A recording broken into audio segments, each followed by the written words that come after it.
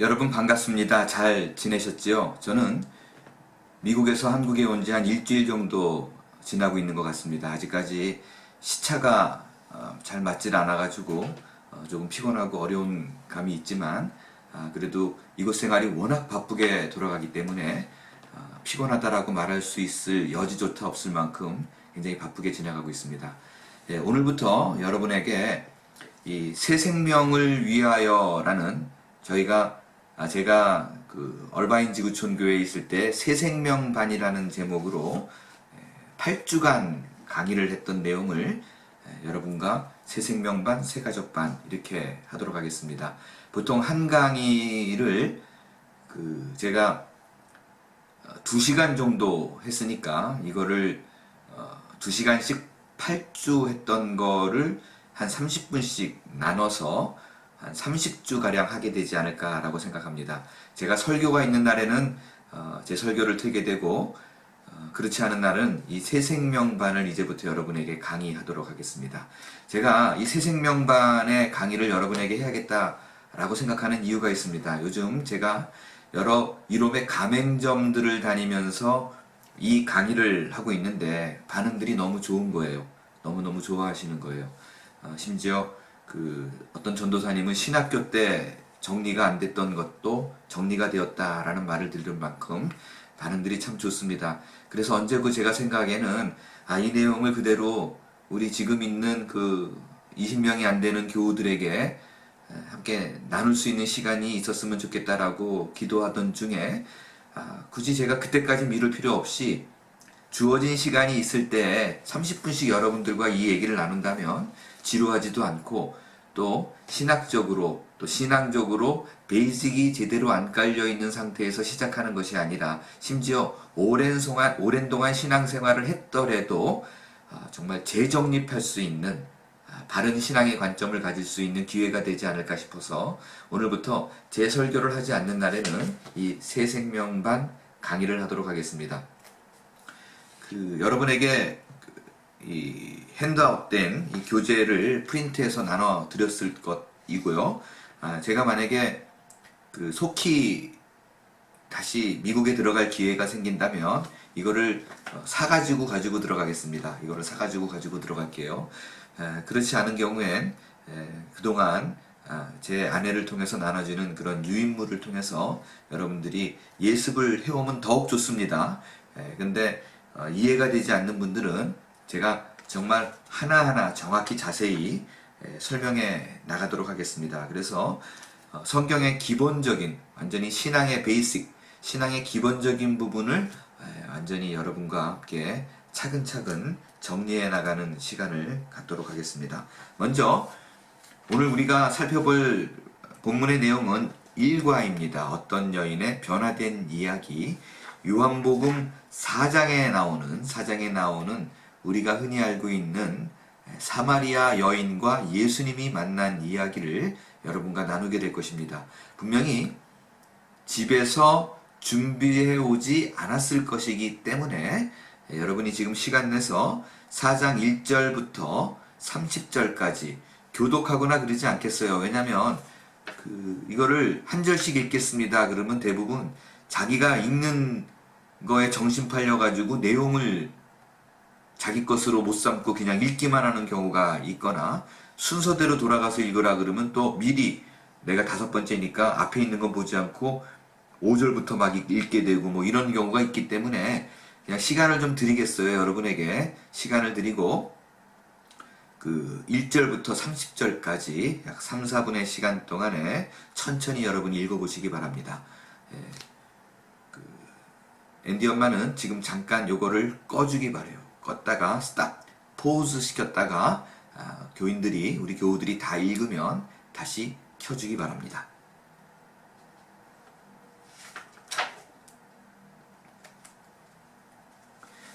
예, 다 읽으셨죠?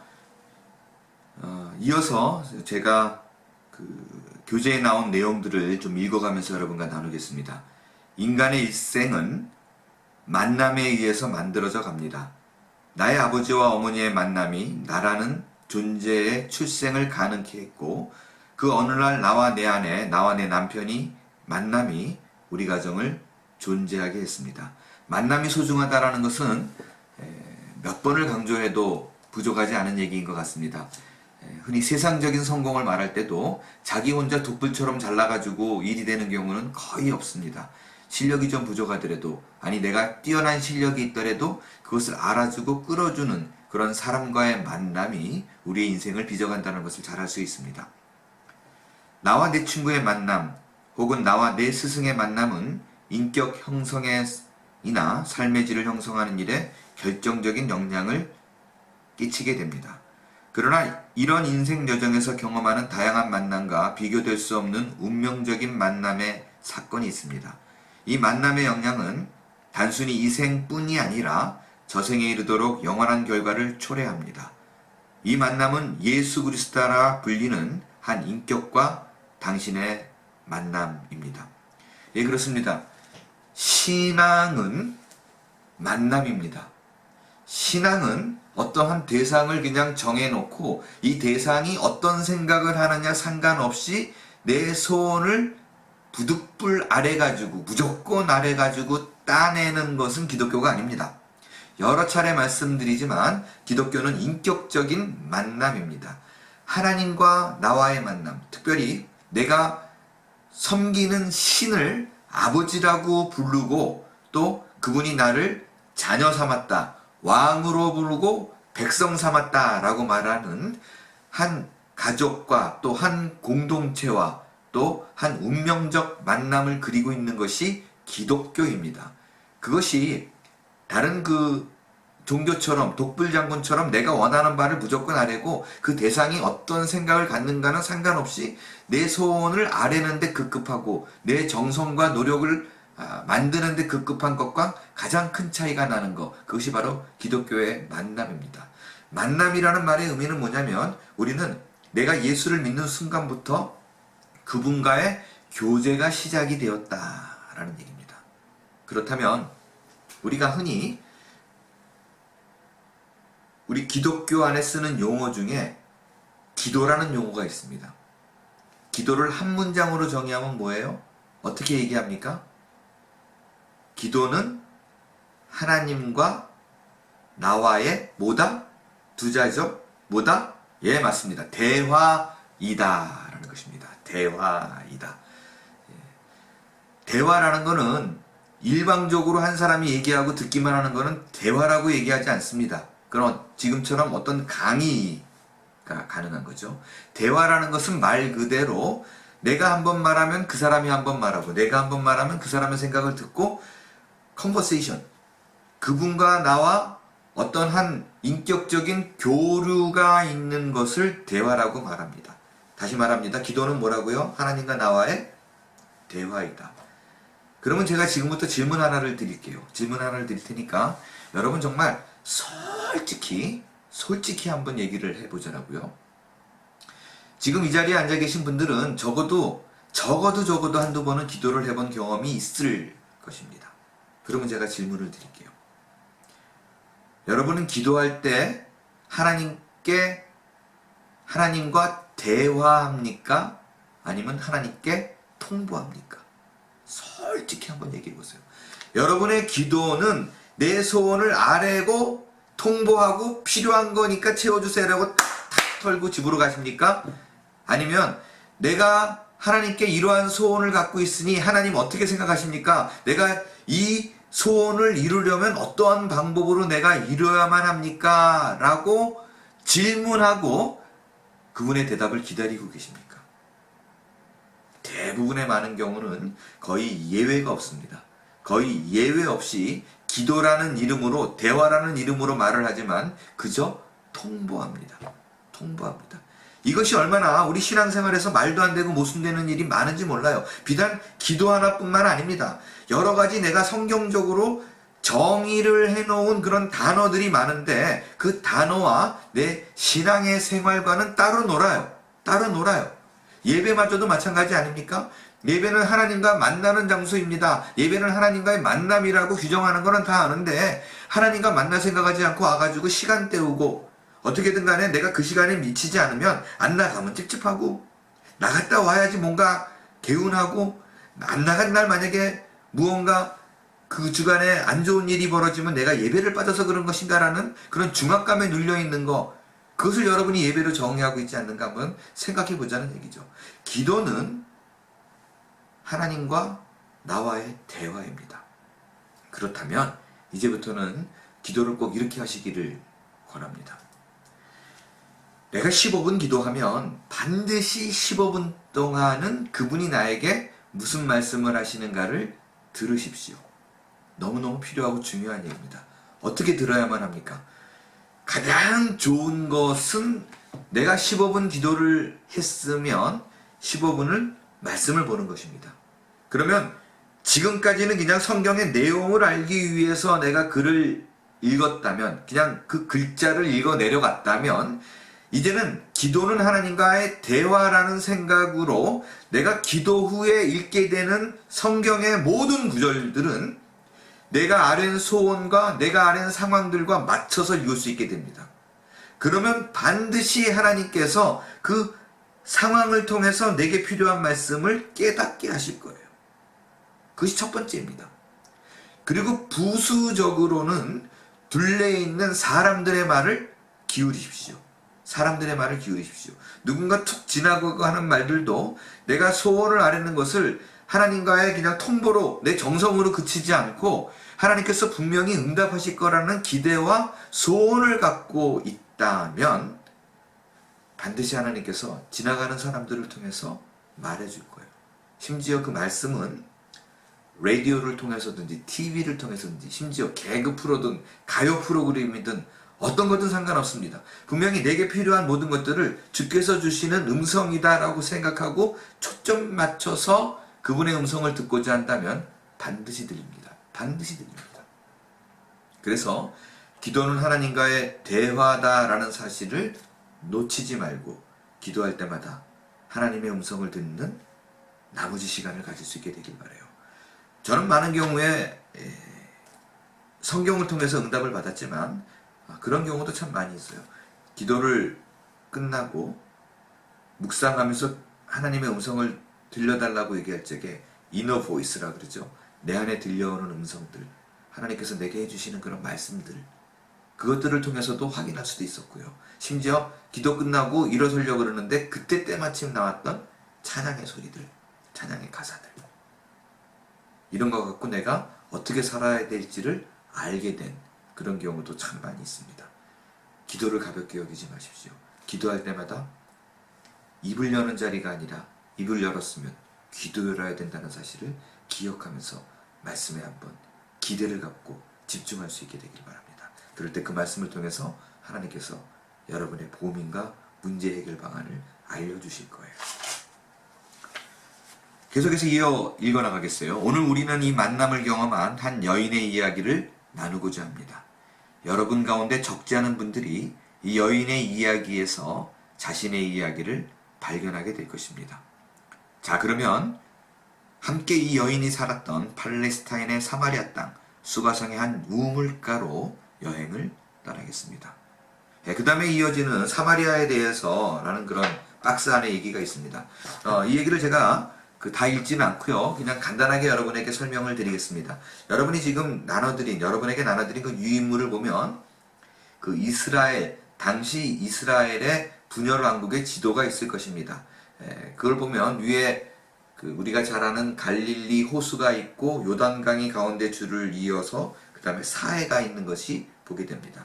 근데 거의 이 사해 중심 위쪽으로는 북왕국인 이스라엘, 북이스라엘이었었고 남왕국 남유다가 있었어요. 근데 북이스라엘이 주전 722년에 멸망을 합니다. 멸망을 하는데 그 당시에 있었던 일들을 얘기해주고 있는 거예요. 당시에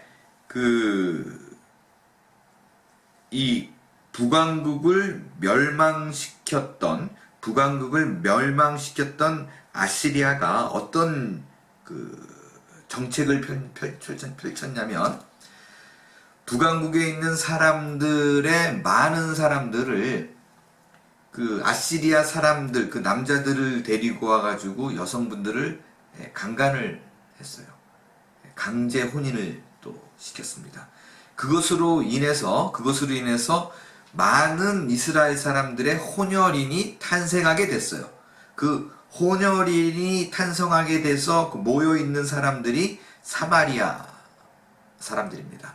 두 번째 그림 지도를 보게 되면 이것이 예수님 당시에 있었던 그 사마리아, 그 가운데 있죠. 요단강 왼쪽에 위는 갈릴리 지역, 가운데는 사마리아 지역, 밑에는 유대 지역라고 구분되어 있는 그 요단강 왼쪽에 살아있던 사람들이 그 사마리아 사람들이었었어요. 여러분 아시지만 이스라엘 그 사람들은 자기들이 단일 민족이라는 생각이 굉장히 프라우드하게 느꼈던 사람들이에요. 한국 사람들하고 굉장히 비슷합니다. 한국도 한민족, 한혈통 뭐 이걸 굉장히 강조하잖아요. 이스라엘 사람도 마찬가지였었어요. 그 다른 피가 섞이지 않는 한민족이다. 우리는 하나의 피다를 강조했는데 그거를 아시리아 사람들이 와가지고 그냥 막 섞어버린 거예요.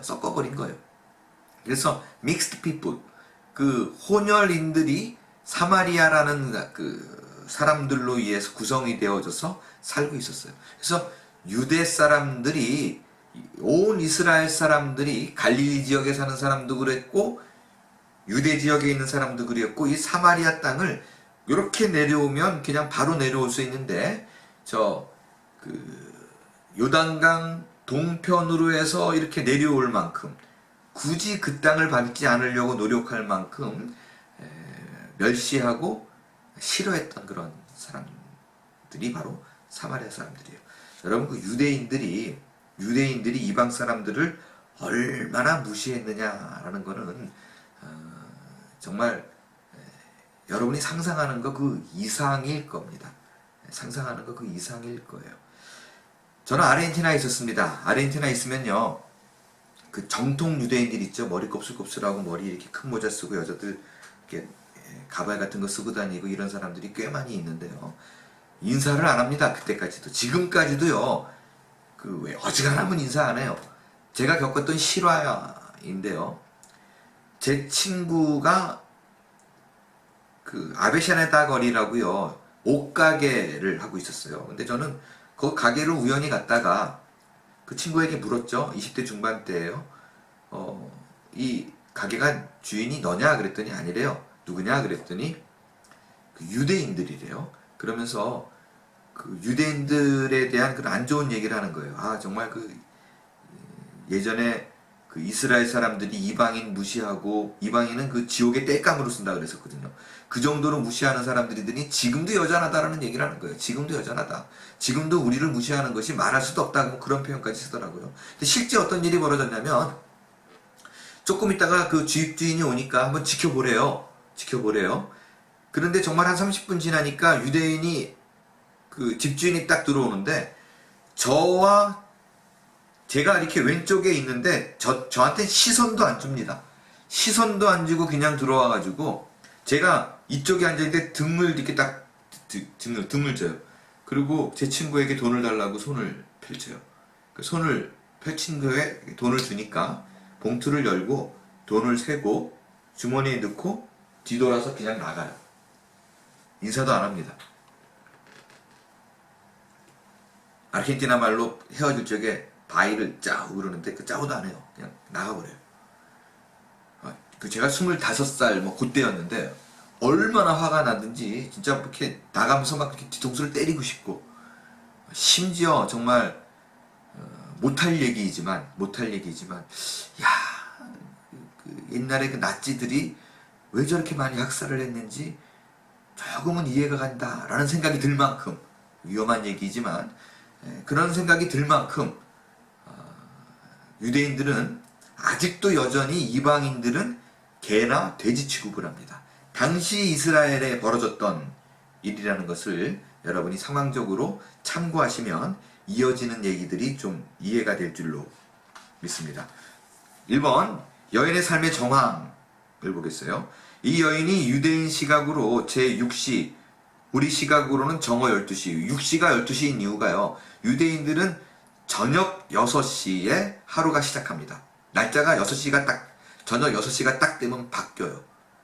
그래서 시간을 구분하려면 6을 정도 더 하면 돼요. 그래서 우리 시각으로는 정오 12시가 됩니다. 정오 12시 사막지대의 정황으로 물 깊기에 적절치 않은 때를 선택하여 우물가에 나오는 이유는 무엇일까요? 6절, 7절을 참조하라고 되어 있죠. 6절, 7절에 보게 되면 거기 또 야곱의 우물이 있더라. 예수께서 길 가시다가 피곤하여 우물 곁에 그대로 앉으시니 때가 6시쯤 되었더라. 사마리아 여자 한 사람이 물을 기르러 왔음에 예수께서 물을 좀 달라 하시니 라고 얘기해요. 여기 보게 되면 그가 온 시간이 낮 12시라고 되어 있어요. 6시쯤 되었더라 라는 것이 낮 12시를 얘기합니다. 왜 그 시간에 왔을까? 답은요, 뒷부분에 보게 되면 이 여인은 굉장히 부도덕한 여인이었었어요. 남편이 5이 있었어요. 남편이 5이 있었고, 그러니까 결혼을 5번 한 셈이죠. 그나마 지금 살고 있는 남편도 자기 남편이 아니래요. 그러니까 그걸 보게 되면 굉장히 도덕적으로 아주 안 좋은 삶을 살았던 것이 굉장히 분명한 얘기입니다. 그러니까 6명의 지금 남자를 거느린 거예요. 그러니까 이 여자도 부끄러운 걸 알아가지고요. 난 12시에 이스라엘은 사막 땅이라 정말 뜨겁고 서 있기도 힘든 그런 땅인데 그 시간에 가가지고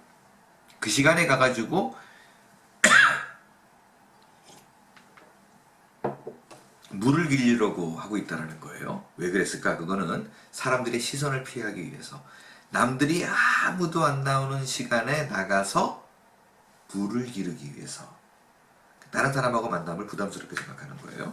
자, 2번 본문 18절을 읽고 이 여인의 삶의 정황을 추리하여 의견을 나누어 주십시오. 18절이 제가 말씀드린 바로 그런 부분이에요. 너에게 남편 5이 있었고 지금 있는 자도 내 남편이 아니니 내 말이 참되도다 라고 얘기를 합니다. 그러니까 부도덕한 배경을 갖고 있는 사람이기 때문에 창피해서 안 나갔다라는 거예요. 3번 예수님을 믿기 전 혹은 믿는 집 안에서 성장하였으나 아직 신앙의 확신을 갖기 전에 삶의 모습을 간략히 적어보십시오. 개인적으로 나중에 집에서 좀 적어볼 수 있게 되길 바라요. 2번 여인의 예수 경험의 과정을 살펴보겠습니다. 본문 9절에 의하면 이 여인이 예수님을 처음 만났을 당시 예수님에 대한 견해는 어땠습니까? 라고 보겠어요. 9절을 함께 했습니다. 9절 시작. 사마리아 여자가 이르되 당신은 유대인으로서 어찌하여 사마리아 여인인 나에게 물을 달라 하시나이까 하니 이는 유대인이 사마리아인과 상종하지 아니함이더라. 당황하는 거예요. 별로 반가운 거 아니에요. 왜냐면 왜 도대체 유대인은 보통 나한테 말도 안 거는데 나를 그렇게 무시하더니 왜 슬그머니다가 와가지고 나한테 말을 거는 거예요. 반갑지 않은 거예요. 여기서 보게 되면 몇 가지 이 사마리아 여인이 예수님이 말 걸 적에 예수님이 어떤 사람인지를 인식하는 그런 표현들이 있죠. 첫 번째가 남자로 인식한 거예요. 남녀가 유별하잖아요. 거기는 지금도 머리에 히잡 다 쓰고 다니는데 남자가 말을 거니까 당황스러운 거예요.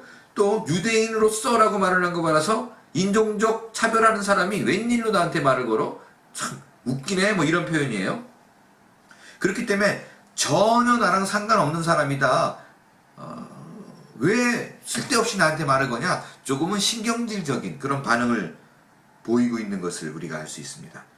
개인적인 질문, 이건 이따가 좀 나눠주시기를 바라요. 당신이 예수 그리스도에 대해서 맨 처음 진지하게 생각하기 시작한 시기는 언제였으며 그 당시 당신은 예수를 어떤 분으로 이해하고 있었습니까? 여러분이 예수 믿기 전에 예수님을 어떻게 알고 있었는가? 누가 전도할 때 또 친구가 예수를 믿는 친구를 봤을 때 내가 어떻게 대했는가를 여러분이 이따 좀 나눠주시기를 바라요. 오늘 본문 2번이에요. 10절에서 15절을 다시 읽고 여인이 예수님과 대화해 감에 따라 예수님에 대한 여인의 생각이 어떻게 바뀌어가는지를 의견을 나누어 주십시오. 여기 11절을 보게 되면 맨 처음에 왜 유대인이 나한테 말을 걸어요? 남자가 말을 걸어요? 이상한 사람이네. 그렇게 얘기할 때 예수님이 그렇게 대답하죠. 10절을 보니까 예수께서 대답하여 이르시되 네가 만일 하나님의 선물과 또 내게 물 달라 하는 이가 누구인지 알았다면 내가 그에게 구하였을 것이요 그가 생수를 내게 주었으리라. 그랬더니 11절에 보니까 여자가 이르되 주여 물기를 그릇도 없고 이 우물은 깊은데 당신이 어디서 나한테 생수를 주겠다는 거예요? 이러고 따지는 거예요. 말도 안 되는 뻥치지 마세요 도대체. 왜 그렇게 말도 안 되는 얘기로 나로 얘기하는 거예요? 뭐 나한테 물을 준다고요? 바가지 있어요? 바가지? 이렇게 깊은데 어떻게 내려갈 건데요? 뭐 이러고 따지고 드는 거죠. 12절 우리 조상 야곱이 이 우물을 우리에게 주셨고 또 여기서 자기와 자기 아들들과 짐승이 다 마셨는데 당신이 야곱보다 크니까 비웃는 거예요. 여전히 비웃는 거예요. 그러니까 예수님이 이렇게 얘기합니다. 예수께서 대답하여 이르시되 이 물을 마시는 자마다 다시 목마르려니와 내가 주는 물을 마시는 자는 영원히 목마르지 아니하리니 내가 주는 물은 그 속에서 영생하도록 솟아나는 샘물이 되리라. 뭔가 조금 기대가 가는 얘기를 하죠. 일단 솔깃한 게 뭐냐면요. 매일 낮 12시에 해가 땡땡 내리쬐는데 물길로 오기 귀찮았잖아요. 힘들었잖아요. 근데 이제는 물길로 올 필요가 없다는 거예요. 왜? 영원히 목마르지 않는 물이래요. 속에서 영생하도록 솟아나는 샘물이래요.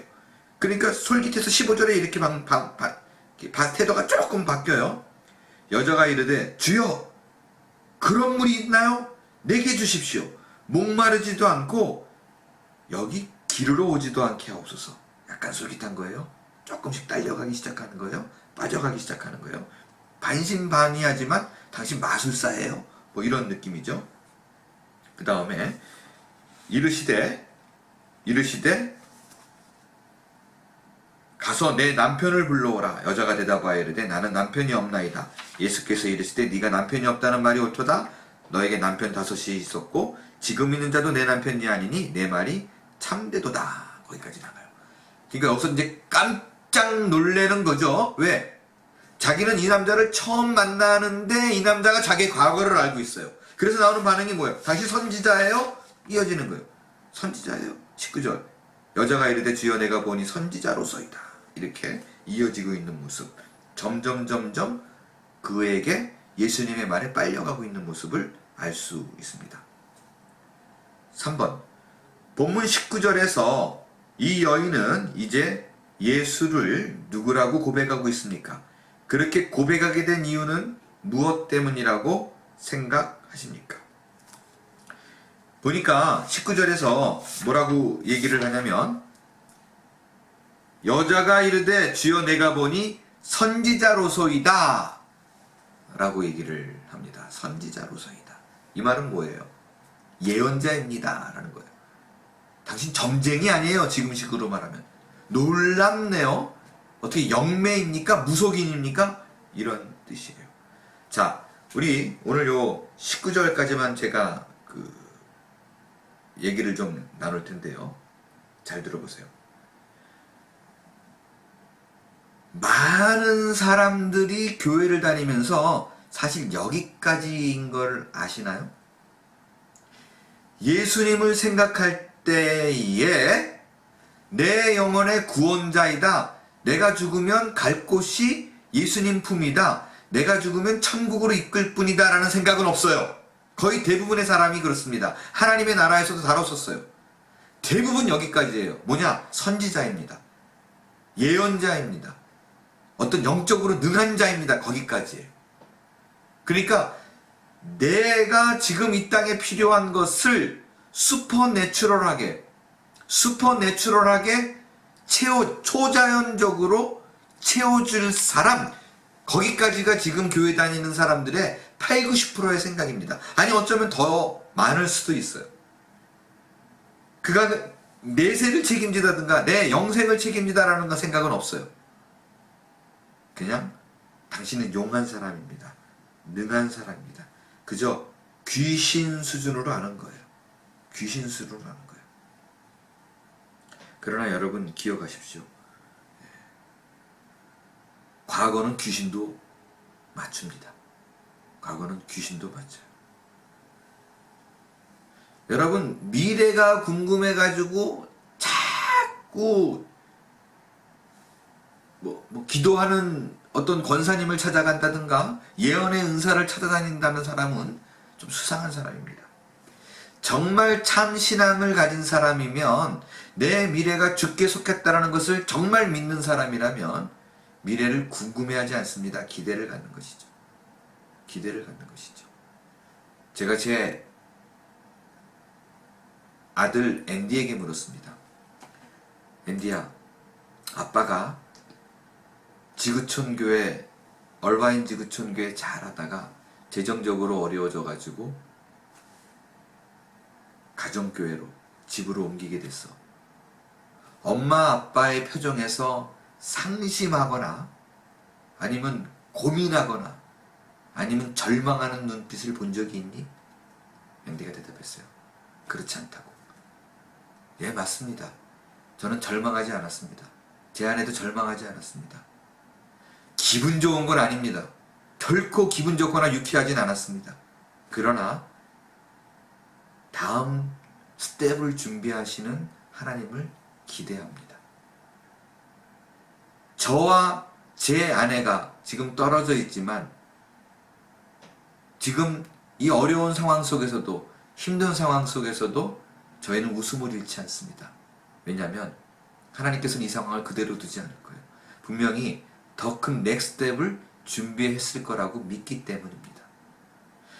여러분, 미래를 맞춘다라는 거, 내 병을 고친다라는 건 그건 예수님이 가진 능력 중에 지극히 한 부분입니다. 여러분, 예수님이 이런 능력, 병자를 고치거나 기적을 일으키거나 이 모든 능력들은 오병이의 기적조차도 마찬가지예요. 다 사역 초기에 있었어요. 왜 사역 초기에 그런 것을 사람들에게 보여줬는가? 다른 거 아닙니다. 슈퍼내추럴한 모습을 통해서 예수님께서 진정한 하나님의 아들이라는 것을 나타내 보여주기 위함이에요. 그가 진정한 하나님이라는 것을, 이 천지를 주관하시는 분이라는 것을 보여주고 싶은 것이, 알게 해주는 것이 그분의 목적입니다. 여러분, 지금 이 모든 상황들 속에서요, 이 모든 상황들 속에서 분명히 영적으로 체험한 분들도 있고 조금씩 더 나은 삶으로 나아가는 분들도, 신앙의 삶으로 나아가는 분들도 있습니다. 그런데 이때 잡아야만 합니다. 지금 당장 눈앞에 보이는 어려움이 있을지라도 걱정하지 마십시오. 마음을 놓으세요. 여러분의 인생을 붙잡고 계신 분은 하나님입니다. 하나님께서 하십니다. 하나님께서 인도하십니다.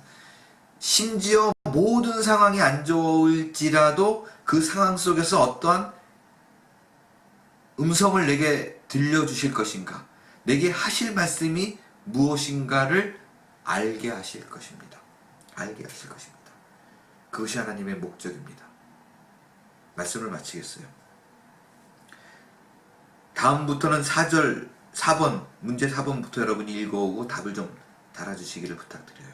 그러나 이 상황 속에서 여러분이 꼭 기억해야 될 사실, 여러분의 인생은 여러분 것이 아니라는 것. 이제 하나님께서 여러분의 인생을 붙들고 가신다는 것. 내 인생을 내가 끝까지 놓치지 않고 책임진 거야 라고 말하는 분은 이 세상 그 어떤 신도 없습니다. 오직 하나, 예수 그리스도, 그 한 분입니다. 성령을 우리 안에 보내셔서 내주케 하셔서 결코 떠나지 않겠다고 약속하시는 분, 단 한 분입니다. 그분을 의지하고 그분을 바라보십시오. 여러분의 삶이 주께 놓여 오늘 당장 안위와 기쁨을 누리는 복된 삶이 이어지게 될 줄로 믿습니다. 기도하겠습니다.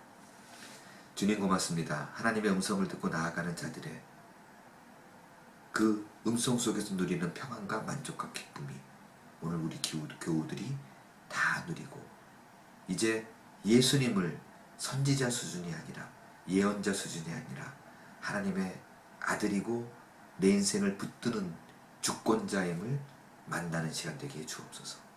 예수님의 이름으로 기도합니다. 아멘.